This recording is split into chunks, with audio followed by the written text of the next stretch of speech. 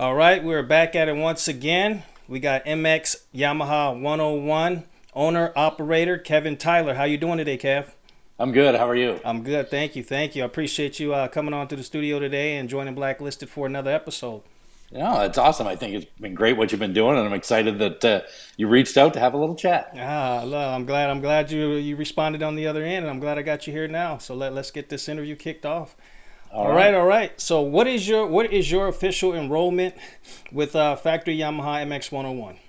What is your Uh, role? s- yeah, so I guess my role is a little bit of everything. Mm-hmm. I own MX101. Okay. We've been with Yamaha for 22 years, I Oh think wow, now. that long, huh? We started with an educational side with the Mm-hmm. teaching and whatnot that we do at Sandali at the motocross track. Mm-hmm. It was a little bit of racing involved at the beginning, just when I was still kind of racing pro and whatnot at the tail end of my career. Mm-hmm. But mostly Yamaha's involvement was for the educational side, Mm-hmm. and then that just sort of transcribed into getting back into a little bit of racing when they started to get the new YZ 250F out in Mm-hmm. 2014 with the fuel injection, and Okay. yeah, they asked us to be the 250 support program, and yeah, we've just been kind of rolling with that along, and obviously with the COVID and some sponsor reductions and things like that, Mm-hmm. unfortunately the OTSFF guys kind Mm-hmm. of called it a day, Mm-hmm. which made the 450 program available, Okay. and we were first in line for that. So yeah, jumped at that, and now we're representing them in both classes.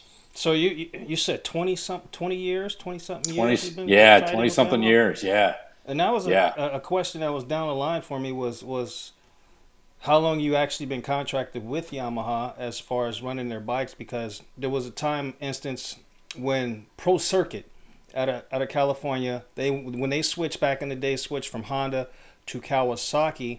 But I think at one, don't quote me on this, but this stuff that was in the air.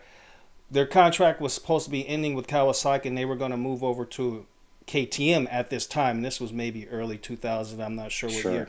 Has there ever been a point where you actually thought about jumping on another manufacturer? I think, I mean, for the most part, I'd say no. I mean, I think as COVID kind of came in, I think there was obviously, feelings in the air that there wasn't room for probably two Yamaha programs. Mm-hmm. So, I mean, yeah, did I sniff around? Yeah, I sniffed around a little bit. Mm-hmm. But I can honestly say that was probably the first time that Yeah. I'd ever sort of vouched. I mean, that's one of the mainstays of my program, and maybe a little bit detrimental in some cases is that I'm extremely loyal to the people that are with me and that support me, Mm-hmm. and I don't go out looking for better deals, kind of thing Yeah. like that. I truly try to stay within the groups that I've been within and stay with them. Hence, 20 years with Yamaha, and we're kind of in that same sort of range with Decal Works Mm-hmm. down in Chicago doing graphics and things like that. They supported me back when I was racing, and we've Mm-hmm. been with them ever Ever since. since. It's just one of those things. I don't go looking for a better deal from other companies because I truly believe in, working together with a team and having us, maybe not the highest dollar figure coming in. Mm-hmm. You could always chase that extra dollar from somebody else, Mm-hmm. but just the support and of having, people that people that are willing to kind of go that extra mile for you when you need it, because you're always going to need it at some point. You're going to need a favor, Mm-hmm. and having a huge backlog of back and forth and years and things like that. You've kind of built the favors up, and they've gone back and forth across the table, so you end up being able to get what you need. So Okay. that's far more important to me than an extra dollar. Yeah, yeah, you got a great relationship with Yamaha over 20 years, man. If it's not broke, why fix it? You know what I That's mean? it. Exactly. Exactly. Exactly. So what year did you guys actually officially come together, and why was that? So I think like MX101 began. I think we were incorporated in 2001, Okay. and we started with Yamaha in 2002. Believe it or not, right at the Oh beginning, wow. it was an opportunity that one of Yamaha's local employees, Steve Duffy, kind of brought to me. They were just getting into motocross. I was actually riding a Honda at the time Mm-hmm. in 2000, and I was doing schools and teaching and things like that with a few partners, and he kind of tabled it that this would be something that Yamaha needs to get on board with, and Mm-hmm. I'm like, yeah, that would be cool, that'd be great, let's see what can happen. And kind of everybody around sort of said, they're not going to do anything with you clowns, you know what I mean? Yeah, yeah. And Steve was able to kind of get it in the right hands, and we've been with him ever since. So it's a fantastic relationship. Good, good. Now, do you guys have who are your pro riders that you got lined up for this year for the national? How many guys you got on your roster this year? So we're four full guys. Mm-hmm. So I guess it probably based on right now, I think we're the biggest team in the pits, Mm-hmm. which is kind of funny because we were always the little guys, and now we've probably Mm-hmm. got the most Okay. guys under the tent. But 450, we got Sean Moffenbauer, Mm-hmm. national number 3, leading the charge. Yep. Second in the 450 class is going to be Western Resina. Okay. So he's somebody that we've talked about putting on the program a whole bunch of times in the last how many years, Mm-hmm. and it never worked for whatever reason, right timing, whatnot. And then when our 450 class kind of got decimated with injuries at the end of last year, and I needed somebody for Supercross, he came in, filled the shoes, did a fantastic job. It was a pleasure to work with, and I really wanted him to be able to have some support going forward. So, Yes. so he's joined us full time. Mm-hmm. 250 class, we've got Marco Canella. Been with us for a number of years, and this is going to be the year that we win that 250 crown with him. Mm-hmm. So that's going to be good. And Austin Jones is Okay. a local to Sandali that he's kind of been on my program for the last few years in a bit of a support role, and given him a little bit of a bump, up into the big dogs with the full support, and Okay. see what he can do.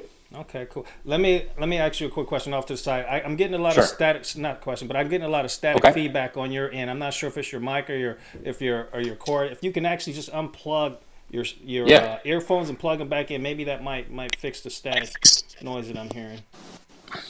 How's that? Any better? I can hear you, but it's still in the background a little bit. It's every time you talk, Really? it'll pick it up. Interesting. I wonder what it's grabbing.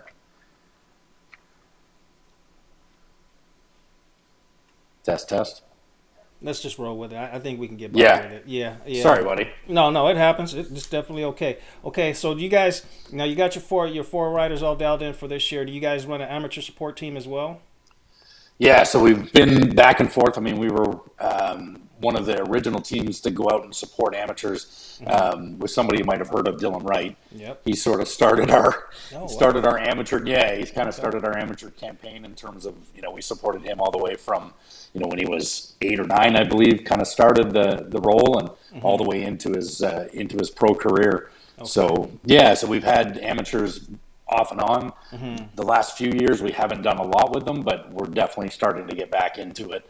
And we've got a few kids that we're helping out at different levels. So Okay. And where's your guys' headquarters based out of? we're based out of Ottawa, so right Ottawa. out of Sandali. Yeah, out of Sandali. That's kind of all us. Now, do you guys do all your motor builds and stuff in house as well, and your suspension and all that? Or you guys send some stuff out? So everything goes out. I mean, in-house, our motors are done by Alan Brown. So he's another Canadian that's been down in California for the last, I don't know how many years now. Too long, probably 20 or so. He ran some U.S. Supercross teams and things like that. And so he came on board in 2014, I guess, officially with us to do some engine development and things like that. Suspension duties have been handled by another Canadian, Joe Skid. We've been with him since the going. It's the same thing. The end of my sort of pro days is when Joe ventured out on his own and started doing suspension. And yeah, there's no reason to look anywhere else. We've got the best. There you go. Now, do you guys have a training facility where you guys train as teams, or you guys have your own testing that you do somewhere? Like Yeah, we're scattered around a little bit, just with Sean being West Coast. Yeah. He went down and spent the winter basically in California, which under the close eye of Alan, being right in that sort of Riverside Mecca kind of thing, and that's where we did our 450 sort of testing and things like that. The other three grouped on the East Coast and were out of GPF, out of Josh Woods' facility, and Marco flew across just last week to go spend some time with Alan and work on the 250 motor platform. And then we'll basically bring all of that we've learned in the last few weeks with those guys and bring it back and introduce it to Weston and Austin back here in Ottawa at our sort of home base when we can get up and get running. Okay. What was my next question for you? If you were to measure your success over the years as a team, how would you do that? How would you rate your success over the years? I think just from hearing you, you've been pretty promising. I mean, 20 years with Yamaha and a team that's one of the biggest teams out in the industry. I would measure your success really great, but you're under the tent and the canopy, so you know more than I do. I mean, I guess the first question would be, how do you measure success, right? Everybody measures a little bit differently. If you're measuring it based on results alone, yeah, we've been very fortunate. I mean, we came in as a real sort of, I mean, it was privateerish effort. I mean, yes, we were supported by Yamaha factory, but it was a shoestring for sure, like most of the teams that started in Canada. And we were fortunate enough to get some guys and get them sort of to believe in what we were doing, and for everything, the cards to fall our way. And our first championship was in 2017 with Mr. Moffenbauer, in fact. And, we backed it up in 18 with Pettis with an outdoor and a supercross championship. 19, we did a supercross championship with Rensland. And we've had a bit of a dry spell, the last couple of years in terms of winning. But we'll be back there. We'll be back there. But, again, right, not everything has to do with championships when it comes to what we do. I mean, it's more sort of the whole package that we can put together, the presence, the riders, the attitude, the whole sort of package of what we do. Is, I think we do a fairly good job of, keeping things on the up and up. That's good. That's good. Now, as a team owner, do you have any fears at all running or operating a team? Have you had any fears where you might have second guessed something over the years? Yeah, every month. Right? Like every month, right? You're like, it's a different fear, right? It's did you put your eggs in the right basket and hire the right guy? And that stems right down to, truck driver, mechanics, riders, the whole 9 yards. I mean, there's a lot of moving pieces and a lot of personalities, but I think, over the years, more important to me is that the whole program gels. So that, not everybody's got to be best friends, and that's not going to happen. But that doesn't mean that, we can't all help each other, support each other, and all of that stuff. And that's really important to me, that we've kind of got that vibe. And I believe that that's a lot of what's been our success, has just been everybody on the team pulling together. I mean, we've always had, three riders, if you will, under the tent at varying levels of support.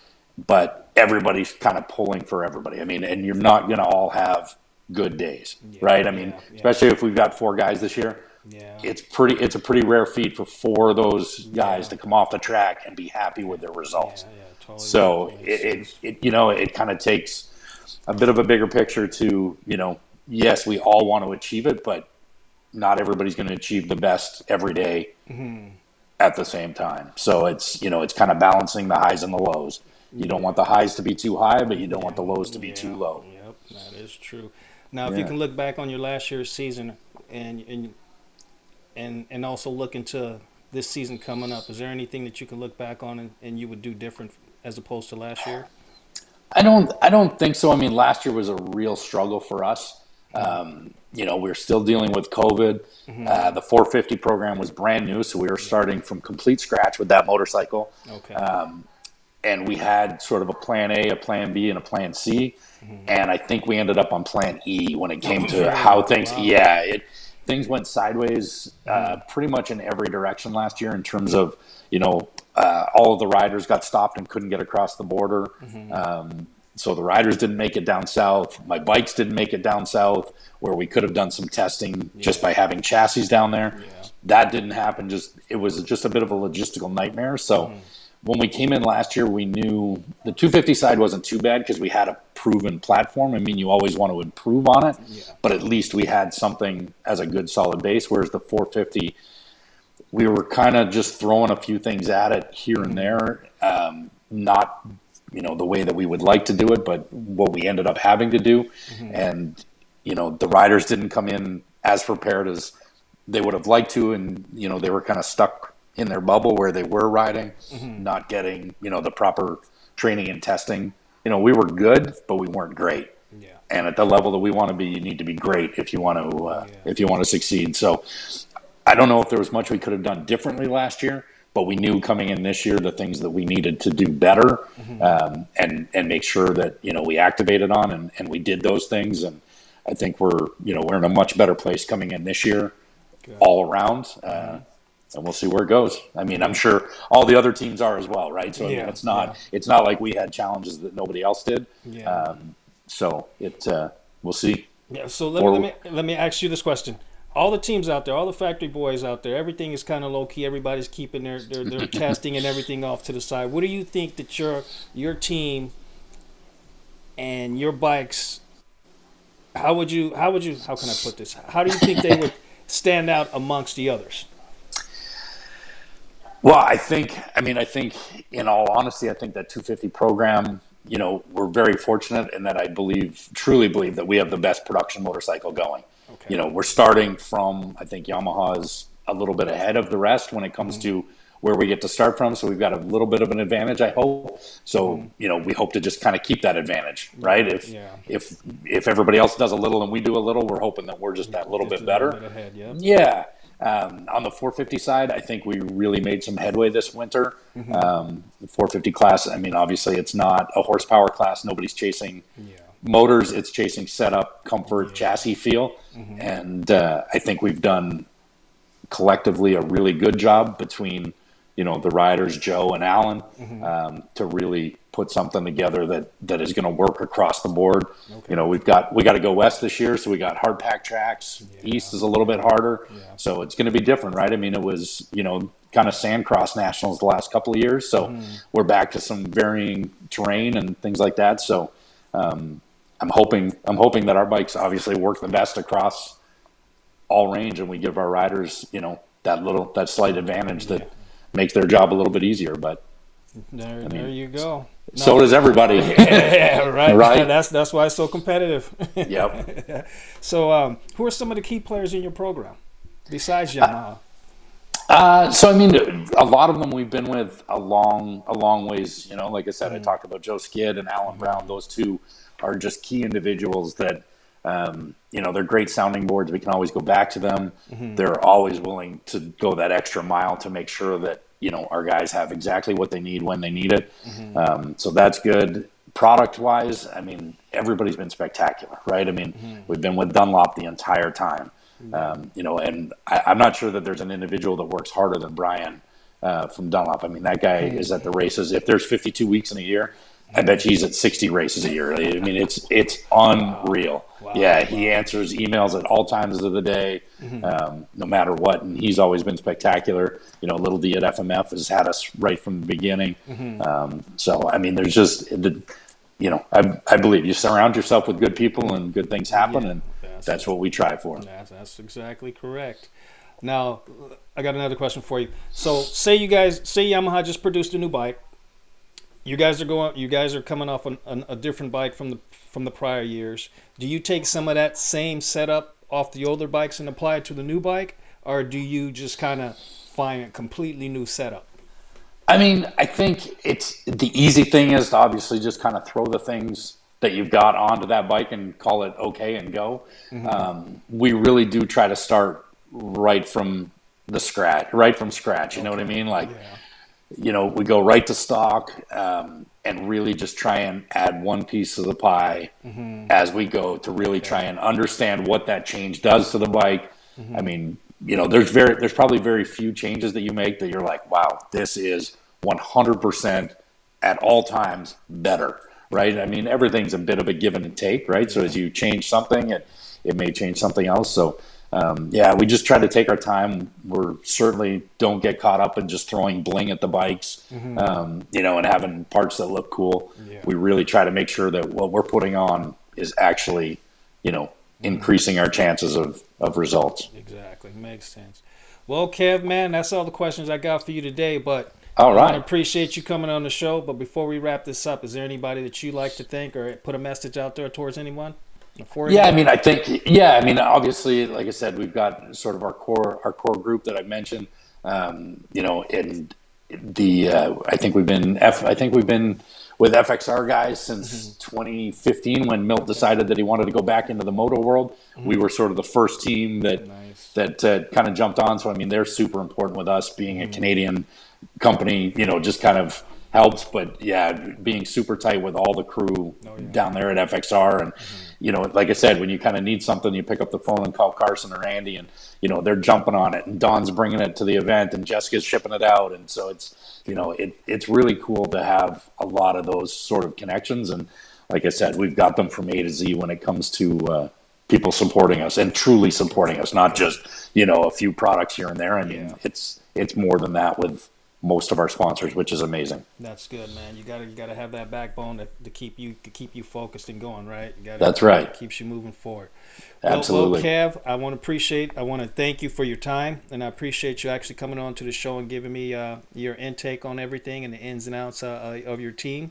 I wish you guys nothing but success this year, and we're gonna see you at some rounds this year. Oh, definitely. Yeah, yeah. All You're right. definitely gonna see me there, buddy. I'll be in your trailer. Might be having Awesome. some coffee and donut or something with you guys. Let's do it. I like donuts. I do too. Keep that on the low though. I'm trying not to eat as much. Yeah. Yeah, but just quick story, real quick. Just how I found you guys. It's funny because I was out over the weekend.